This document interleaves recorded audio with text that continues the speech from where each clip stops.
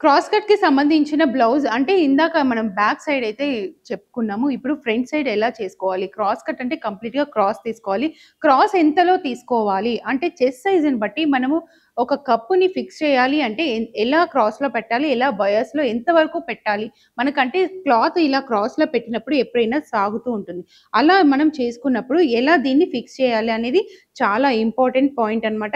ఇలా క్రాస్‌లో పెట్టినప్పుడు నెక్ గూడా మనం జారకుండా ఎంత ఫిక్స్ చేసుకోవాలి? షోల్డర్ పార్ట్ ఎంత తీసుకోవాలి? నెక్ పార్ట్ అంటే ఫ్రంట్ నెక్ ఎంతుండాలి? దానికి ఫిక్స్ అవ్వకుండా నీట్‌గా అంటే చాలా మందికి మనం స్టిచ్ చేసినప్పుడు హుక్స్, కాజా నీట్‌గా కూర్చోదు. షోల్డర్ జారిపోతూ ఉంటుంది. ఇలాంటి ప్రాబ్లమ్స్ ఎందుకు జరుగుతాయి?